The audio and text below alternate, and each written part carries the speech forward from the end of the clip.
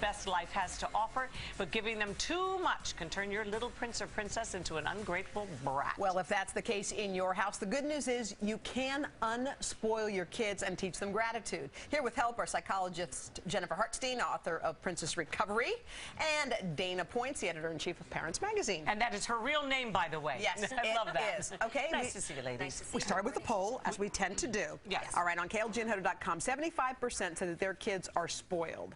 And I guess the question is if they are spoiled now, when is it too late to unring the bell with them? No, it's not too late to unring the bell, but you have to, on some level, depending on the age of your kid, let them know that you are going to unring the bell, that there's going to be a change in the house, that you're changing up the system. Because if you just stop giving in all the time, they're going to be very confused. It's going to be really awful. So let's be age appropriate about this for a second. Say, and then we'll get your feeling on the same thing, Dana.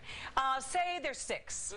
Because that's going to be different than 16. Absolutely. Okay. So you can have the same conversation. You can say, hey, you know, you ask, you want, and we want to be able to give you everything we can. But we're going to change things up. The house, we're all going to work together to change that. And here's what we're going to do. Let's figure out who we can give all these toys that you don't play with anymore.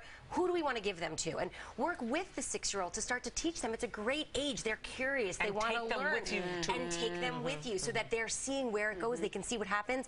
And then make that a monthly ritual if you can. And be prepared with an older child, for example, to repeat yourself over and over. Go in the bathroom when you're alone, look in the mirror and practice just saying no over and over. What if you do that, you know, your kid's 16 and you keep saying, okay, now here's a new thing. You're coming in at 11 and not 12 midnight anymore, and we're changing the game. And they're resistant. What's the penalty? Like, how do you stop it? Well, you want to speak to older kids? Older, I mean, 16, it's a whole new ball game. They have their own driving. They're driving. They have their own money, and you actually are trying to teach them a level of responsibility. Have their own money, though, Jen. No, that's true. Yeah.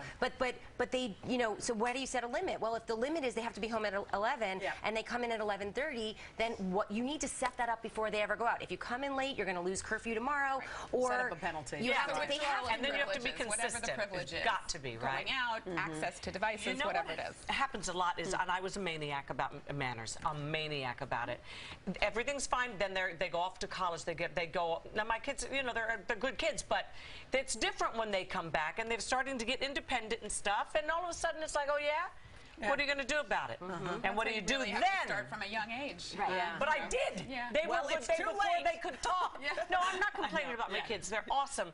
But you sense the world's influence on them well, when they come back. The job of a teenager, and we know that adolescence extends now into like the early 20s to the mid-20s, is to learn how to be independent and to learn how to, you know, push the boundaries. That's part of their job, quote unquote. And so even in their early 20s, they're going to come back and they're going to push back a little more because they're used to living on their own, and now they come to your house and the rules, we go back to those roles of being teenagers. Sometimes it doesn't matter how old you are when you come home. But you know, even though they are not at home, they are in college and but kids are still under your roof if you're still paying all the bills. Is it the right thing to keep reminding them of that, or is that counterproductive? I think it's fine to remind them, and I also think it's great to expose them to parts of the world where there are people who don't have, right? So whether that means doing community service when your child comes home from holiday, when they're under your roof, but also it goes back to demonstrating the proper behavior yourself. Like, let your kid see you say no to something, or postpone your own pleasure or enjoyment, or forego a purchase, you know, no matter say what age. no to them if they're in college and they're asking you because they want to go to Cancun for spring break, and you just don't feel that they've performed well or they've earned it, then you can. No is a very very word, but you have to say no and stick to it. Okay, ladies, thank you for all you do. Thanks. All righty, you know these celebrity outfits.